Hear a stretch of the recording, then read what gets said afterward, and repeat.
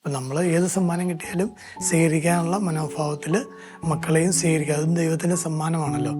പിന്നെ അവരെ വളർത്തുന്നതിനെക്കുറിച്ച് നമുക്ക് വലിയ ടെൻഷനൊന്നും ഇല്ല. കാരണം അത് തമ്പുരാൻ നോക്കിക്കോളും.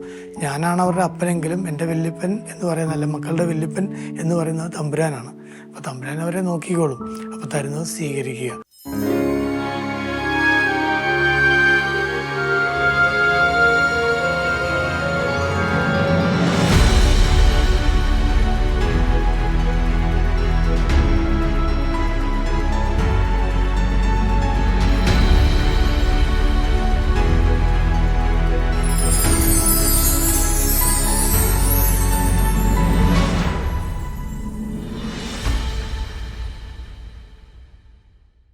എൻ്റെ പേര് മനു. ഞങ്ങൾ ചങ്ങനാശ്ശേരി അതിരൂപതയിൽപ്പെട്ട കുടമാളൂർ ഇടവകങ്ങളാണ്. വീട് കോട്ടയം മെഡിക്കൽ കോളേജിനടുത്താണ്. എൻ്റെ വൈഫ് സുജീന. മക്കൾ 5 പേരാണ്. മൂത്ത മോള് കരോളിൻ, രണ്ടാമത്തെ മോനാണ് ക്രിസ്, മൂന്നാമത്തെ മോളാണ് കാർമലിൻ, നാലാമത്തെ കാതറിൻ, 5-ാമത്തെ ആളാണ് 3 മാസമായിട്ടുള്ളൂ ക്ലെയർ. ഒപ്പം പപ്പായും അമ്മയും ഞങ്ങളുടെ ഒപ്പം ഉണ്ട്.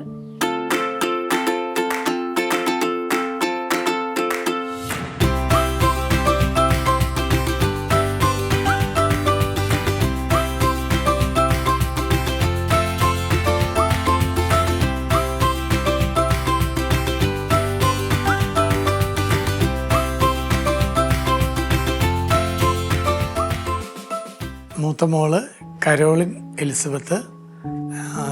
വിവാഹം കഴിഞ്ഞ് ഞങ്ങൾ 1 മാസം 2 മാസമായിട്ട് മക്കളായില്ല. അപ്പോൾ നമ്മൾ ജോൺ ബോൾ രാമൻ മാർപ്പാപ്പയുടെ മധ്യസ്ഥം യാചിച്ച് പ്രാർത്ഥിച്ചു. എനിക്ക് വലിയ ഇഷ്ടമായിരുന്നു. നമ്മൾ ആ മധ്യസ്ഥത്തിലാണ് ആദ്യത്തെ കുഞ്ഞുണ്ടായത്. അപ്പോൾ കരോൾ വോയിറ്റീവ എന്ന പേരിൽ നിന്നും നമ്മൾ കരോളിൽ നിന്ന് പേര് സ്വീകരിച്ചു. കരോളൻ ആള് നല്ല മിടുക്കിയാണ്. കരോളിനാണ് ശരിക്കും പറഞ്ഞാൽ ഇളയ കുട്ടികളെയൊക്കെ നോക്കിക്കോളും. എല്ലാ കാര്യങ്ങളും അവർക്ക് ഭക്ഷണം വാരി കൊടുക്കുകയും അവരുടെ വേണ്ട കാര്യങ്ങളൊക്കെ നമ്മൾ പറയുന്ന പോലെ എല്ലാം ചെയ്തു കൊടുത്തോളൂ. ഒരു ഉത്തരവാദിത്വം, ഒരു മുതിർന്ന ആളുടെ ഉത്തരവാദിത്വം ഏറ്റെടുത്ത് തന്നെ കരോളിൻ ചെയ്യാറുണ്ട്. കരോളിന് ഇപ്പോൾ 5-ാം ക്ലാസ്സിൽ പഠിക്കുന്നു. രണ്ടാമത്തെ ആൾ ക്രിസിനെ സംബന്ധിച്ച് ക്രിസ് ജോസഫാണ്, യോസേഫ് പിതാവ്. അപ്പം ക്രിസും നല്ല മിടുക്കനാണ്. ഞാൻ പറഞ്ഞു, അവൻ 3-ാം ക്ലാസ്സിൽ തന്നെ ഈശോയെ സ്വീകരിക്കണമെന്ന് വാശി പിടിച്ച് അങ്ങനെ ഈശോയെ സ്വീകരിച്ചു. അപ്പോൾ തന്നെ അൾത്താര ബാലസഭയിൽ ചേർന്നു, കുർബാനയ്ക്ക് വിടുകയും ഈ സമയത്ത് തന്നെ ലേഖനം വായിക്കുകയും ഒക്കെ. കാരണം ഇപ്പം പല കുട്ടികൾക്കും മലയാളം വായിക്കാനൊക്കെ ഭയങ്കര ബുദ്ധിമുട്ടാണ്. പക്ഷെ നമ്മളെല്ലാ ദിവസവും വീട്ടിൽ അവരെ കൊണ്ട് വായിപ്പിക്കുന്നത് കൊണ്ട് അവർക്ക് വചനം വായിക്കാനായിട്ട് നല്ല ഇതാണ്. അതുകൊണ്ട് തന്നെ കുർബാനയ്ക്ക് കൂടുമ്പോൾ വചനം വായിക്കുകയൊക്കെ ചെയ്യും. പിന്നെ ഒപ്പം പാട്ട് പാടാനും എല്ലാത്തിനും കഴിവുണ്ട്. 3-ാമത്തെ ആൾ കാർമലിൻ മേരി മനോജ്. അവൾ മിടുക്കിയാണ്. ചെറിയ അവൾക്ക് അവളുടേതായ ഒരു തീരുമാനങ്ങളും അവളുടേതായ ഒരു എന്താ പറയുക ഒരു പൊസിഷനും ഉണ്ട്. ശരിക്കും പറഞ്ഞാൽ പ്രാർത്ഥിക്കും, നന്നായിട്ട് പ്രാർത്ഥിക്കും, പാട്ട് പാടും, നല്ല ശബ്ദമൊക്കെയാണ് അവളുടെ. പിന്നെ അവളൊരു കാര്യം പറഞ്ഞാൽ അത് കാര്യം പിന്നെ എല്ലാത്തിനും ഒരു അടുക്കും ചിട്ട ഇവരൊക്കെ എന്തെങ്കിലും ശരിയാക്കി വെച്ചിട്ടില്ലെങ്കിൽ പോലും അവളെല്ലാം അടുക്കും ചിട്ടയാക്കി എല്ലാം ചെയ്തോളും. പിന്നെ എല്ലാവരുമായിട്ട് മിങ്കിൾ ചെയ്യാനും പിന്നെ പുറത്തുനിന്ന് ഒരാൾക്കാർ പെട്ടെന്ന് വന്നാൽ പോലും ഒന്ന് പെട്ടെന്ന് സംസാരിക്കണമെങ്കിൽ അവളാണ് ഏറ്റവും ഫ്രണ്ടിൽ നിൽക്കുന്നത്. അങ്ങനെ മിടുക്കിയാണ്. പിന്നെ 4-ാമത്തെ ആളാണ് കാതറിൻ അൽഫോൻസ. കാതറിൻ മിടുക്കിയാണ്. കാതറിൻ നല്ല പാട്ടൊക്കെ പാടും. പിന്നെ അവൾ ചെറുപ്പം തൊട്ട് അവൾക്ക് ഈശോയോട് ഭയങ്കര ഒരു സ്നേഹമുണ്ട്. 4-ാമത്തെയൊക്കെ ആയപ്പോൾ നമുക്ക് ശരിക്കും ഒരു മനസ്സിനൊരു ധൈര്യവും ഒക്കെ ആയ ഒരു സമയമാണ്. അപ്പോൾ ആ ധൈര്യവും അതൊക്കെ അവൾക്കും കിട്ടിയിട്ടുണ്ട്. പാട്ട് പാടും. പിന്നെ ബൈബിൾ വചനങ്ങൾ ചെറുപ്പം തൊട്ടേ അവൾ പഠിക്കുമായിരുന്നു. ആത്മീയ കാര്യങ്ങളോട് അവൾക്ക് ചെറുപ്പം തൊട്ടേ ഒരു താല്പര്യമുണ്ട്. പിന്നെ ഇളയാളുണ്ടായിട്ട് ഇപ്പോൾ 3 മാസമേ ആയിട്ടുള്ളൂ. അപ്പോൾ അവൾ ഉദരത്തിലായിരുന്ന സമയത്ത് നമ്മൾ ഒത്തിരി പ്രാർത്ഥന അവൾക്ക് കിട്ടിയിട്ടുണ്ട്. ഒത്തിരി സഹനങ്ങളിലൂടെ കടന്നു പോയിട്ടുണ്ടെങ്കിൽ പോലും ഒത്തിരി പ്രാർത്ഥന ആ സമയത്ത് കിട്ടിയിട്ടുണ്ട് അവൾക്ക്.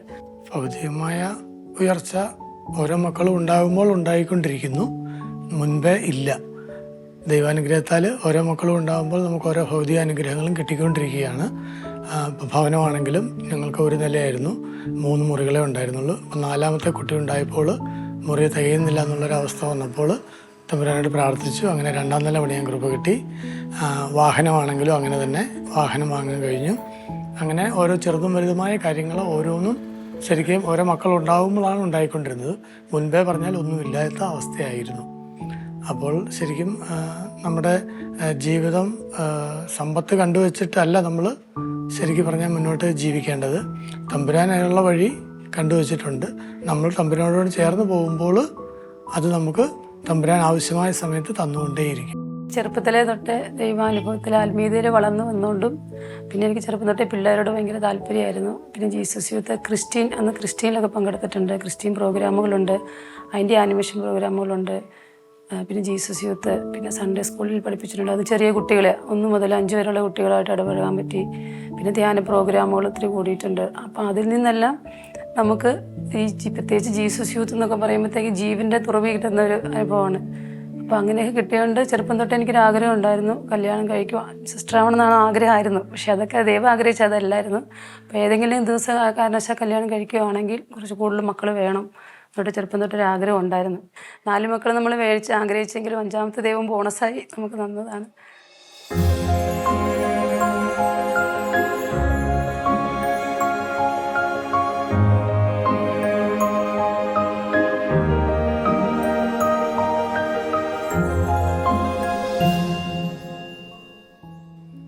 ഞങ്ങൾ വീട്ടിൽ കുടുംബ പ്രാർത്ഥന നിർബന്ധമാണ്.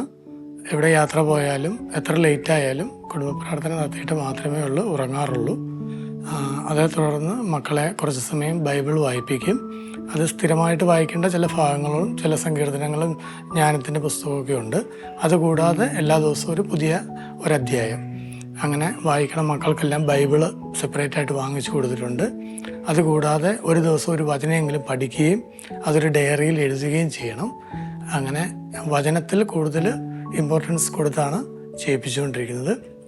പിന്നെ ഞങ്ങൾ യാത്ര പോകുമ്പോൾ, വാഹനത്തിൽ പോകുമ്പോൾ കയറി കഴിയുമ്പോൾ തന്നെ പ്രാർത്ഥിക്കും. ഒരു ജപമാല, ഒരു കർണക്കൊന്ത എങ്കിലും ചൊല്ലിയിട്ട് മാത്രമേ ഉള്ളൂ ആ യാത്രയുടെ ബാക്കി കാര്യങ്ങൾ ആസ്വദിക്കാറുള്ളൂ. പിന്നെ ഒപ്പം തന്നെ എല്ലാ ദിവസങ്ങളിലും പള്ളിയിൽ കൊണ്ടുപോകാനായിട്ട് കഴിയുന്നില്ല. പക്ഷെ നോമ്പായതിനാൽ ഇപ്പോൾ 50 ദിവസം ഇതുവരെ എല്ലാ ദിവസവും മുടങ്ങാതെ പള്ളിയിൽ കൊണ്ടുപോകുന്നുണ്ട്.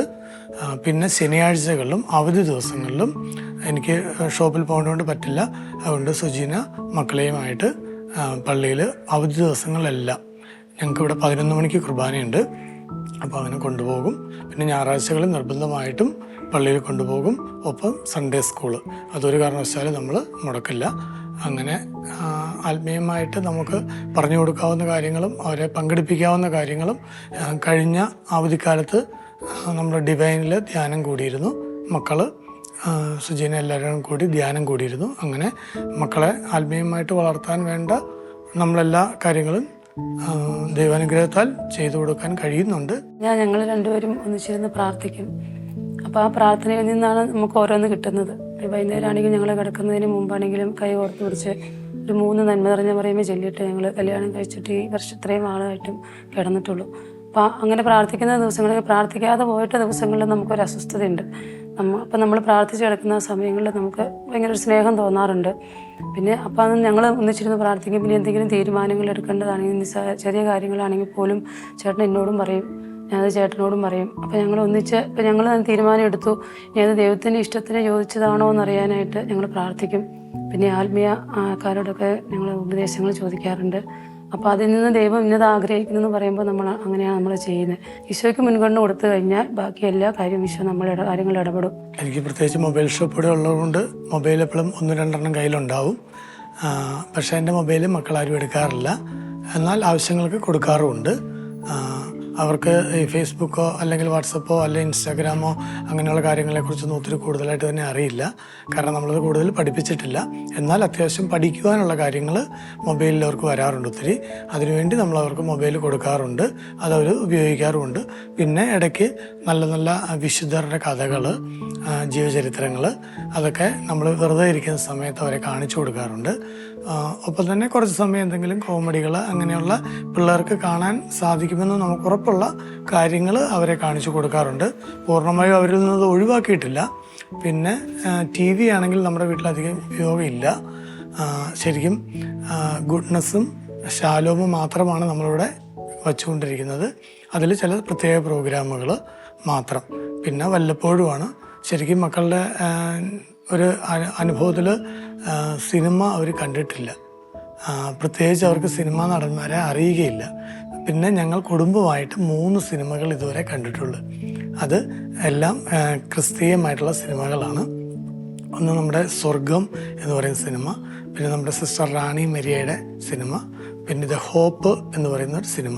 ഈ 3 സിനിമകളെ ഞങ്ങൾ കണ്ടിട്ടുള്ളൂ. തിയേറ്ററിലായിട്ടും അല്ലാതെയും കണ്ടിട്ടുള്ളൂ. ഞങ്ങൾ സിനിമ കാണുന്ന സ്വഭാവം ഇല്ല. അതുകൊണ്ട് തന്നെ മക്കൾക്കും അതിനോട് വലിയ താല്പര്യമില്ല. അതുകൊണ്ട് ഓവറായിട്ട് അവർ സോഷ്യൽ മീഡിയയിൽ ആഗ്രഹിക്കുന്നില്ല.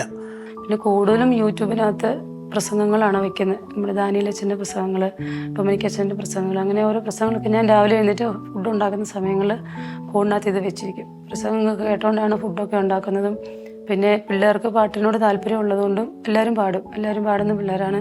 അവർക്ക് പാട്ടിനോട് ഇൻട്രസ്റ്റ് ആണ്. ഞാനും പള്ളിയിൽ കൊയറിലൊക്കെ പാടിക്കൊണ്ടിരുന്നതാണ്. അപ്പോൾ അവർക്കും ചേട്ടനും പാട്ടറിയാം. ഇവിടെ അമ്മയും പപ്പായും ഒക്കെ പാട്ട് പാടുന്നവരായതുകൊണ്ട് അവർക്ക് ആ ഒരു കഴിവ് കിട്ടിയിട്ടുണ്ട്.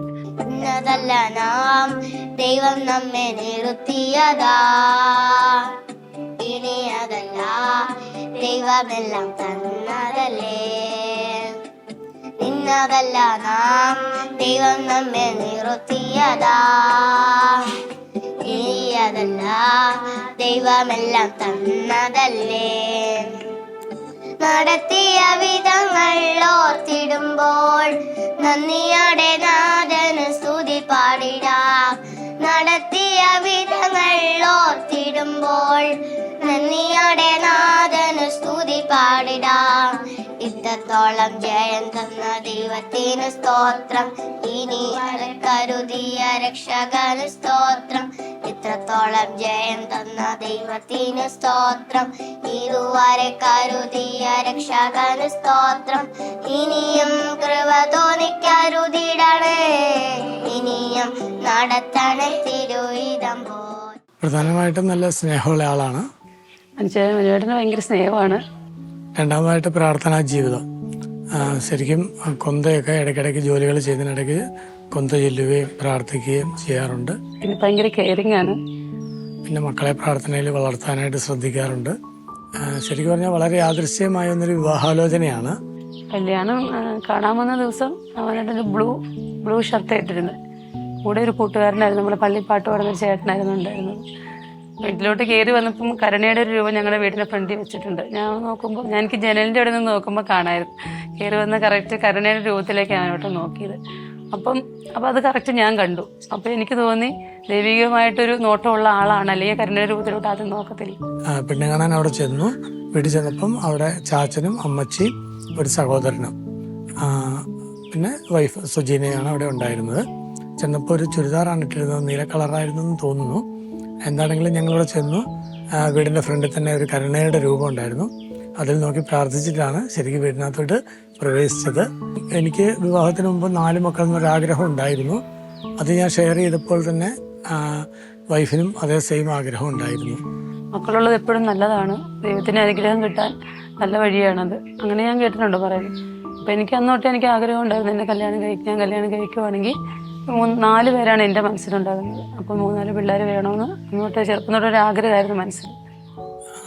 ഞങ്ങൾ ശരിക്കും നല്ല സ്നേഹത്തിൽ തന്നെ പോകുന്നു. എങ്കിലും ചില സമയങ്ങളിൽ ഇങ്ങനെ എന്തെങ്കിലും ചില കാര്യങ്ങൾ വരുമ്പോൾ എൻ്റെ ഒരു പ്രത്യേകത, ഞാൻ കുറച്ച് അഡ്വാൻസ് പ്ലാൻ ചെയ്ത് പോകും ചില കാര്യങ്ങൾ. വൈഫ് ആയതിനനുസരിച്ച് അഡ്വാൻസായി വരാതെ വരുമ്പോൾ ചിലപ്പോൾ ഞാൻ ചില ദേഷ്യങ്ങളൊക്കെ കാണിക്കും. പക്ഷേ എന്നിട്ട് ഞാൻ മിക്കവാറും ദേഷ്യം കാണിച്ച് വീട്ടിൽ നിന്ന് കടയിലോട്ട് പോകുമായിരിക്കും. കടയിൽ ചെന്ന് ഒരു 1 മണിക്കൂറോ 2 മണിക്കൂറോ കഴിയുമ്പോൾ എന്നാണ്ട് വിശേഷം വെച്ച് ഞാനൊന്ന് വിളിക്കും, അല്ലെങ്കിൽ എന്നെ ഇങ്ങോട്ട് വിളിക്കും. അതോടെ ആ പറഞ്ഞ കാര്യവും ദേഷ്യമൊക്കെ മറന്നു പോകും. ഞങ്ങളങ്ങനെ പിണക്കങ്ങൾ ഒത്തിരി ഉണ്ടായിട്ടില്ല ശരിക്കും പറഞ്ഞാൽ. കാരണം പ്രാർത്ഥനയുടെ ഒരു അന്തരീക്ഷം ഞങ്ങൾക്ക് 2 പേർക്കും ഉള്ളതുകൊണ്ടായിരിക്കാം ചിലപ്പോൾ അങ്ങനെ ഒത്തിരി വഴക്കുകളൊന്നും ഉണ്ടായിട്ടില്ല. ചിലപ്പോൾ എന്തെങ്കിലും മനോട്ടം പറയുമ്പോൾ ചിലപ്പോൾ എനിക്ക് ഇഷ്ടപ്പെടുകയില്ല. അന്നേരം ഞാൻ ഇച്ചിരി ഒച്ചയെ പറയും, അപ്പോൾ മനോട്ടിന് ഇച്ചിരി ഒച്ചയെ പറയും. അപ്പോൾ അത് പറഞ്ഞ് തീർന്നു 5 മിനിറ്റ്. അല്ലെങ്കിൽ കുറച്ച് നേരം പിണങ്ങിയിരിക്കുന്നത് ഞാനേ ഉള്ളൂ. പിന്നെ മനോട്ടിന് അങ്ങനെ പിണങ്ങിയിരിക്കുക സംസാരിക്കാതിരിക്കുന്നതോട് മനോട്ടിന് ഭയങ്കര സങ്കടമുള്ള കാര്യമായതുകൊണ്ട് ഞാനും ഒത്തിരി നേരം മിണ്ടാതിരിക്കാറില്ല. കൂടിപ്പോയാൽ 1 മണിക്കൂർ അല്ലെങ്കിൽ 2 മണിക്കൂർ കഴിയുമ്പോഴത്തേക്കും ഞങ്ങൾ തമ്മിൽ രമ്യതയിലാവും. പിന്നെ മക്കൾ ഉള്ളത് കൊണ്ട് തന്നെ വീട്ടിലിരുന്നെങ്ങാനും പിണങ്ങിയാൽ മക്കൾ അതിനകത്ത് ഇടപെട്ടുകൊണ്ട് പിണക്കം തീർക്കാറുമുണ്ട്.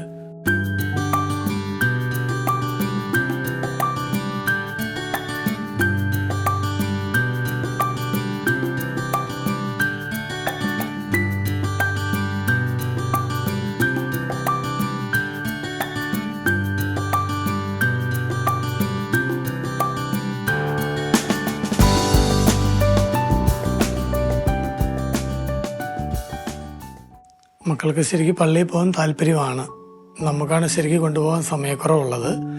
കൊണ്ടുപോയില്ല അവർ പിണങ്ങുന്ന അവസ്ഥ വരെ ഉണ്ടായിട്ടുണ്ട്. അപ്പം പരമാവധി നമ്മളവരെ പള്ളിയിൽ കൊണ്ടുപോകാറുണ്ട്. നമ്മൾ നേരത്തെ തന്നെ പറഞ്ഞ അവധി ദിവസങ്ങളിൽ സൺഡേയിൽ നിർബന്ധമായിട്ടും പള്ളിയിൽ നമ്മൾ കൊണ്ടുപോകാറുണ്ട്. ഒപ്പം തന്നെ അവർക്ക് സൺഡേ സ്കൂൾ കാര്യങ്ങളിലും താല്പര്യമാണ്. ശരിക്കും പറഞ്ഞാൽ സ്കൂളിൽ ചില വിഷയങ്ങൾക്ക് മാർക്ക് കുറവാണെങ്കിലും മൊത്തത്തിൽ ഒരു ആവറേജ് ഉള്ളെങ്കിൽ പോലും സൺഡേ സ്കൂളിൽ മുഴുവൻ മാർക്കും അല്ലെങ്കിൽ 1-2 മാർക്കുകൾ മാത്രമേ കുറയാറുള്ളൂ. അത് എനിക്കൊരു നിർബന്ധമുണ്ട്. ഞാനതെപ്പോഴും പറയും, സ്കൂളിൽ കുറഞ്ഞാലും സൺഡേ സ്കൂളിൽ കുറയാൻ പാടില്ല എന്ന് പറയാറുണ്ട്.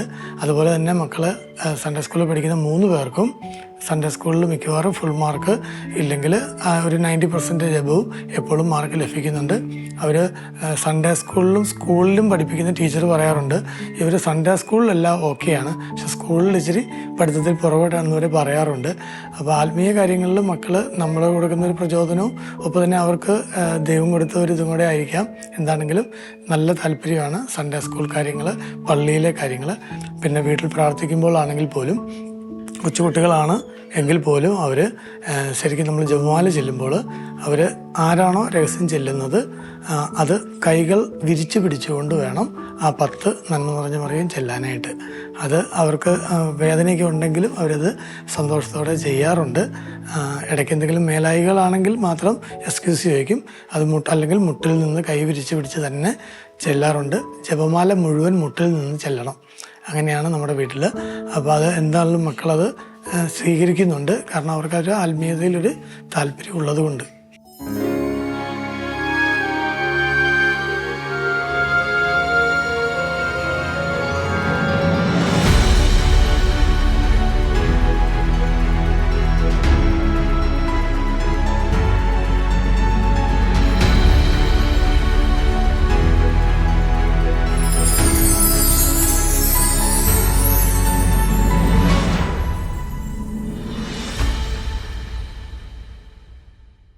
പഴയ തലമുറ ദൈവത്തിൽ ആശ്രയിച്ചു പോയത്. അപ്പം മാതാപിതാക്കൾ എപ്പോഴും കൊച്ചുമക്കൾക്ക് ഒരു നല്ല അറിവുകളും നല്ല കാര്യങ്ങളും ചെയ്തു കൊടുക്കുന്നതിനാൽ കൂട്ടുകുടുംബം തന്നെയാണ് നല്ലത്.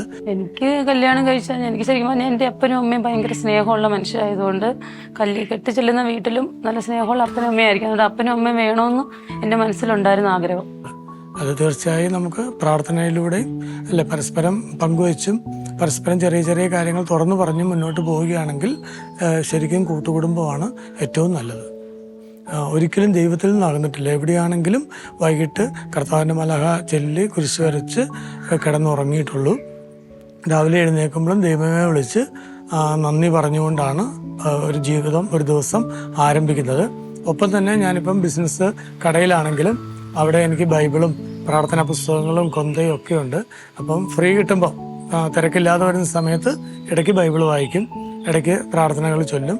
ഇനി ഒന്നിനും പറ്റാത്ത ദിവസങ്ങളിൽ നമ്മൾ മനസ്സിൽ ഈശോയെ ഞാനിങ്ങനെ സ്നേഹിക്കുന്നു, ചെറിയ സുഹൃദയവങ്ങൾ, ചെറിയ പ്രാർത്ഥനകൾ ഇങ്ങനെ ചൊല്ലിക്കൊണ്ടിരിക്കുന്നതുകൊണ്ട് നമുക്കെപ്പോഴും ഈശോയുമായിട്ടൊരു ബന്ധം ഉണ്ട്. എൻ്റെ അപ്പനാണ്, എനിക്ക് എന്ത് വേണമെങ്കിലും ചോദിക്കാം, എന്ത് വേണമെങ്കിലും പറയാം എന്നൊരു സ്വാതന്ത്ര്യം നമുക്കുണ്ട്. അതുകൊണ്ട് തന്നെ നമുക്കൊരു ഭയമില്ല. പ്രാർത്ഥനയുടെ ഒരു ശക്തിയിലാണ് ഇതെല്ലാം. എല്ലാവരും ചോദിക്കും, എങ്ങനെ നീ 5 പിള്ളേരെ നോക്കി കാര്യങ്ങളെല്ലാം നടത്തുന്നത്? പക്ഷെ എനിക്കും അറിയത്തില്ല അതെങ്ങനെ നടന്നു പോകുന്നത്. പക്ഷെ തമ്പുരാൻ അത് നടത്തുന്നുണ്ട്. എനിക്കറിയാം. ദൈവമായിട്ട് ഇപ്പോഴും ഒരു സംസാരം, നമ്മളൊരു കൂട്ടുകാരനെ പോലെ അല്ലെങ്കിൽ അപ്പനെ പോലെ ഒരു സ്നേഹമുള്ള പിതാവിനെ പോലെയൊക്കെ ഇങ്ങനെ എനിക്കെപ്പോൾ വേറെ എന്ത് അസ്വസ്ഥത ഈശോയെ ഇന്നതാട്ടോ ഞാനത് എൻ്റെ മനസ്സിൽ പറയുമായിരുന്നു. അല്ലാതെ എല്ലാവരും കേൾക്കാൻ മാത്രമല്ല, മാനസികമായിട്ട് ദൈവം ഞാനുമായിട്ടൊരു ബന്ധം അങ്ങനെ ഉള്ളത് കൊണ്ട് നമുക്കത്രയും ബുദ്ധിമുട്ടൊന്നും തോന്നിയിട്ടില്ല. ഫാമിലിയായിട്ടും ഒത്തിരി ദൂരെയൊന്നും പോയിട്ടില്ല. ഒരു ദിവസം പോയി വരാവുന്ന ദൂരങ്ങളിലൊക്കെ കുടുംബമായിട്ട്. മക്കളെ ഞങ്ങൾ സ്കൂളിൽ നിന്നും ടൂറിന് വിടാറില്ല. കാരണം അത് പലപ്പോഴും വഴിതെറ്റുന്ന സാഹചര്യങ്ങൾ കാണുന്നതിനാൽ അങ്ങനെ ടൂറിന് അയക്കാറില്ല. പകരം ഞങ്ങൾ കുടുംബമായിട്ടാണ് ടൂർ പോകുന്നത്. അപ്പോൾ ഞങ്ങളങ്ങനെ ഇടയ്ക്ക് അവധിക്കാലങ്ങളിൽ ഇടയ്ക്ക് പിള്ളേർക്ക് സൺഡേ സ്കൂളില്ലാതെ വരുന്ന സാഹചര്യങ്ങളിൽ സൺഡേയിലൊക്കെ ഇടയ്ക്ക് ഇങ്ങനെ യാത്രകൾ, പാർക്കുകളിൽ, ചെറിയ കടൽ തീരത്ത്, അങ്ങനെയൊക്കെ ഞങ്ങൾ ഒരു ട്രിപ്പ് പോലെ പോവാറുണ്ട്. ഒന്നിച്ചു പോകാൻ ആഗ്രഹിക്കുന്ന ലൂർദിൽ പോകണമെന്ന് ചിലപ്പോൾ തൊട്ടേ ഒരാഗ്രഹമാണ്. നടക്കുമെന്നറിയത്തില്ല, നമ്മൾ പ്രാർത്ഥിക്കുന്നത്. ഇനിയിപ്പം വിശുദ്ധനാട് സന്ദർശിക്കണം എന്നാഗ്രഹം മനസ്സിലുണ്ട്. അത് കുടുംബമായിട്ട് തന്നെ പോകണമെന്നുണ്ട്. അത്ര എളുപ്പമുള്ള കാര്യമല്ല, എങ്കിലും തമ്പുരാൻ സാധിച്ചു തരുമെന്ന് കരുതുന്നു. നമ്മൾ ഒരു വിവാഹ ജീവിതത്തിലേക്ക് പ്രവേശിക്കാൻ മാനസികമായി തയ്യാറെടുക്കുകയാണെങ്കിൽ നമുക്ക് സാമ്പത്തികമോ അല്ലെങ്കിൽ പ്രായമോ ഒന്നും അവിടെ ഒരു പ്രതിസന്ധിയല്ല. കാരണം നമ്മൾ ആ മാനസികമായി തയ്യാറായാൽ തമ്പുരാനുള്ള സാഹചര്യങ്ങൾ, സാമ്പത്തികമോ മറ്റുള്ളതൊക്കെ അറേഞ്ച് ചെയ്ത് തരും. മാതാപിതാക്കൾ പറയുന്ന ഒരു സമയത്ത് നമ്മൾ വിവാഹത്തിന് സമ്മതിക്കുക എന്ന് എനിക്ക് പറയാനുള്ളൂ. കാരണം നമ്മുടെ വിളി എന്തായിരിക്കണം, നമ്മൾ ആരായി തീരണമെന്ന് തീരുമാനിക്കണം ദൈവം. അത് ശരിക്കും പറഞ്ഞാൽ നമ്മുടെ ഭാവി, നമ്മുടെ കാണപ്പെട്ട മാതാപിതാക്കൾ, ദൈവങ്ങളാണ് മാതാപിതാക്കൾ എന്നാണ് പറയുന്നത്. അപ്പോൾ അവരിലൂടെ ദൈവം സംസാരിക്കും. അപ്പം പിന്നെ നമ്മുടെ ഇഷ്ടങ്ങൾ നമുക്ക് പറയാം, മാതാപിതാക്കളോട് പറയാം.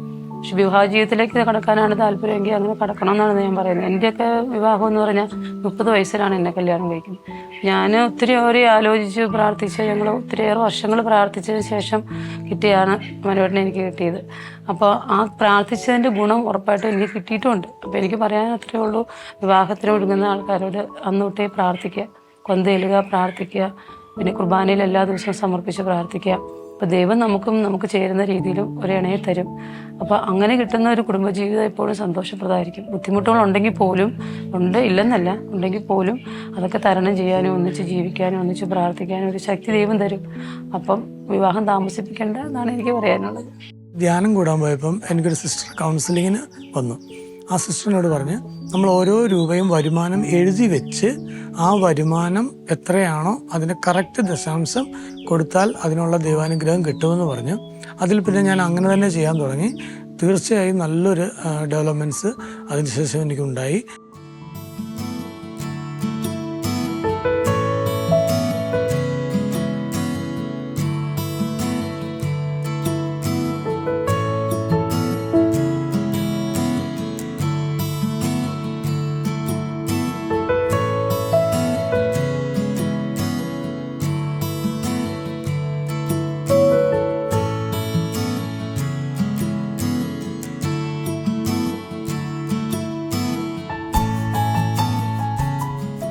മക്കള് തീർച്ചയായിട്ടും കൂടുതലുള്ളത് കൊണ്ട് അവർ വഴിതെറ്റിപ്പോകാതിരിക്കാൻ സാധ്യത കൂടുതലാണ്.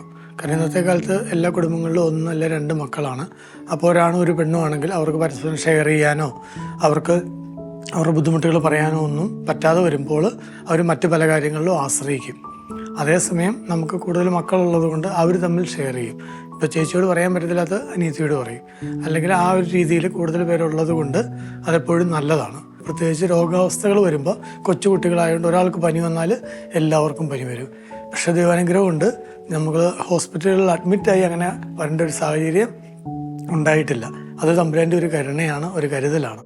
പ്രത്യേകിച്ച് പിള്ളേർ രാവിലെ എഴുന്നേറ്റ് സ്കൂളിൽ പോകാനുണ്ടാകുന്ന സമയം 4 പേരെ ഒന്നിച്ച് സ്കൂളിൽ വിടണം. അതിനിടയ്ക്ക് കുഞ്ഞുവാവയുണ്ട്. അപ്പോൾ നമുക്ക് ഒത്തിരി ബുദ്ധിമുട്ടുകളുണ്ട്. അപ്പോൾ ആരും സഹായിക്കാറില്ല. ഞാൻ മാതാവിനോട് പറയും, മാതാവേ, മുത്തിയമ്മ എന്നാണ് നമ്മുടെ പള്ളിയിലെ മാതാവ് അറിയപ്പെടുന്നത്. മുത്തിയമ്മയോട് പറയും, മുത്തിയമ്മ ആരും സഹായിക്കാനില്ല, ഞാൻ മാത്രമേ ഉള്ളൂ. ചെറിയ അമ്മയ്ക്ക് മേലാത്തതുകൊണ്ട് അമ്മ ഇങ്ങനെ ഇടയ്ക്കൊക്കെ മാത്രമേ വരാറുള്ളൂ. രാവിലെ ഒന്നും അമ്മ ഇങ്ങനെ വരാറില്ല. അപ്പം മുത്തിയമ്മയോട് പറയും, മുത്തിയമ്മ എന്നെ ആരും സഹായിക്കാനില്ല, അമ്മ എന്നെ സഹായിക്കണേ. ഞാൻ പ്രാർത്ഥിച്ചിട്ട് ഓരോ കാര്യങ്ങൾ ചെയ്യും. ഇപ്പം മേലായി ഉള്ള സമയങ്ങളാണെങ്കിൽ പോലും എങ്ങനെയാണെന്നറിയില്ല, പണികളൊക്കെ സ്കൂളിൽ പോകാൻ സമയമാകുമ്പോഴത്തേക്കും പണികൾ തീരും. ധ്യാനത്തിന് പോയതിപ്പോൾ കഴിഞ്ഞ മുമ്പത്തെ വർഷമാണ് പിള്ളേരുമായിട്ട് പോകാൻ പറ്റിയിട്ടുള്ളൂ. ഞാൻ ചേട്ടൻ്റെ ബിസിനസ് സംബന്ധമായ കാര്യങ്ങൾക്ക് പോകാനുള്ളത് കാരണം ഞാനും പിള്ളേരും, എൻ്റെ അനിയത്തി സിസ്റ്ററായിരുന്നു, സിസ്റ്റർ അവധിക്ക് വരുന്ന സമയത്ത് ഞങ്ങൾ പോയി കൂടി. അങ്ങനെയാണ് ആദ്യമായിട്ട് പിള്ളേരുമായിട്ട് ധ്യാനത്തിന് പോയിട്ടുള്ളൂ. പിന്നെ ആരാധന നൈറ്റ് വിജലിനൊക്കെ പോകാറുണ്ട്. നമ്മുടെ ഇടവക പള്ളിയിൽ തന്നെ നൈറ്റ് വിജലുണ്ട്. പിന്നെ മാന്നാനം ഇവിടെ അടുത്താണ് ചാവറ പിതാവിൻ്റെ. അപ്പോൾ ചേട്ടനും പിള്ളേരൊക്കെ ആയിട്ട് ആരാധനയ്ക്കൊക്കെ പോകും. പിള്ളേർക്ക് ഭയങ്കര ഇഷ്ടമാണ് ആരാധനയിലൊക്കെ പോയി. ചേട്ടനൊക്കെ പോയാൽ മുട്ടുകുത്തി തീരുന്നവരെ മുട്ടുകുത്തിയിരിക്കുന്നതുകൊണ്ട് പിള്ളേർക്കും അതിനോട് ഭയങ്കര താല്പര്യം. അവർ മുട്ടുകുത്തി ഇന്ന് ആരാധന തീരുന്നവരത്തേക്ക് പ്രാർത്ഥിക്കും. ഇന്ന് ക്രിസ്ത്യാനികളെ സംബന്ധിച്ച് ശരിക്കും വളർച്ചയില്ലാത്ത ഒരു വിഭാഗമാണ്. തീർച്ചയായിട്ടും നമ്മുടെ കുടുംബങ്ങളിൽ മക്കളില്ല. അതുകൊണ്ട് തന്നെ നമ്മുടെ സഭയും വളരുന്നില്ല. അതുകൊണ്ട് തന്നെ മക്കൾ കൂടുതൽ വേണം എന്നൊരാഗ്രഹം നമുക്ക് കുടുംബജീവിതത്തിലേക്ക് വന്നപ്പോൾ തന്നെ ഉണ്ടായിരുന്നു. ഒപ്പം തന്നെ ദൈവം തന്നൊരു അനുഗ്രഹമാണ്, ഒരു കഴിവാണ് നമുക്ക് മക്കൾ ഉണ്ടാകുക എന്നുള്ളത്. ദൈവത്തിൻ്റെ ഒരു ദാനമാണ് മക്കൾ, ഉദരഫലം ഒരു സമ്മാനവും. അപ്പോൾ ആ സമ്മാനം നമ്മൾ ആരെങ്കിലും വേണ്ടെന്ന് വയ്ക്കുമോ? സമ്മാനം എത്ര കിട്ടിയാലും നമ്മൾ സ്വീകരിക്കാൻ തയ്യാറാകുന്നവരാണ്. പക്ഷെ മക്കളെന്നുള്ള സമ്മാനം പലർക്കും താല്പര്യമില്ല, കാരണം ബുദ്ധിമുട്ടുകൾ. പക്ഷെ മറ്റ് സമ്മാനങ്ങൾ എന്ത് കിട്ടിയാലും ചെറുതാണെങ്കിലും വലുതാണെങ്കിലും ആരും വേണ്ടെന്ന് പറയില്ല, 2 കൈ നീട്ടി സ്വീകരിക്കും. അപ്പം നമ്മൾ ഏത് സമ്മാനം കിട്ടിയാലും സ്വീകരിക്കാനുള്ള മനോഭാവത്തിൽ മക്കളെയും സ്വീകരിക്കുക. അതും ദൈവത്തിൻ്റെ സമ്മാനമാണല്ലോ. പിന്നെ അവരെ വളർത്തുന്നതിനെ കുറിച്ച് നമുക്ക് വലിയ ടെൻഷനൊന്നും ഇല്ല, കാരണം അത് തമ്പുരാൻ നോക്കിക്കോളും. ഞാനാണ് അവരുടെ അപ്പനെങ്കിലും എൻ്റെ വല്യപ്പൻ എന്ന് പറയുന്നതല്ല, മക്കളുടെ വല്യപ്പൻ എന്ന് പറയുന്നത് തമ്പുരാനാണ്. അപ്പോൾ തമ്പുരാൻ അവരെ നോക്കിക്കോളും. അപ്പോൾ തരുന്നത് സ്വീകരിക്കുക. നമ്മുടെ ജീവിതത്തിൽ കിട്ടുന്ന ഒരു അവസരം കുറച്ച് കഴിഞ്ഞ് ചിന്തിച്ചിട്ട് കാര്യമില്ല. കൂടുതൽ മക്കൾ വേണമെന്ന് ഇന്ന് നമ്മൾ ഓരോ ഭവനത്തിലും കാണുന്നുണ്ട്. കാരണം മക്കളില്ലാത്തതിൻ്റെ ബുദ്ധിമുട്ടുകൾ. 2 പേരുണ്ട്, 2 പേരും വിദേശത്ത് പോയി, അപ്പനും അമ്മയും ഒറ്റയ്ക്കായി. അപ്പോൾ അതൊക്കെ നമുക്ക് ഒരു ഇന്നത്തെ കാലഘട്ടത്തിൽ കുടുംബത്തിൽ മക്കളില്ലാത്തതിൻ്റെ ഒത്തിരി ബുദ്ധിമുട്ടുകളുണ്ട്. അപ്പോൾ അത് നമ്മൾ അങ്ങനെ വരരുത്. അതായിരുന്നു നമ്മുടെ ഒരു ചിന്ത.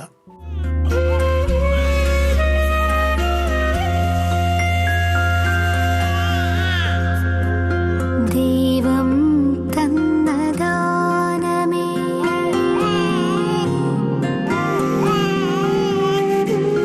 കയ്യിൽ വന്ന ഭാഗ്യമേ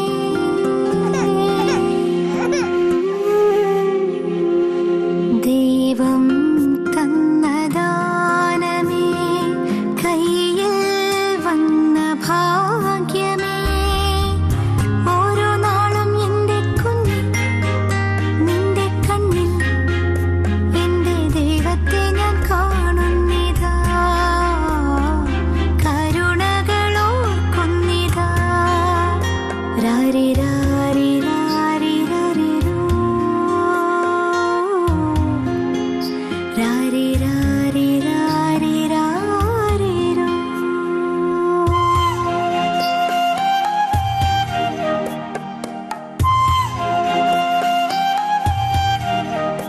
Mm-hmm.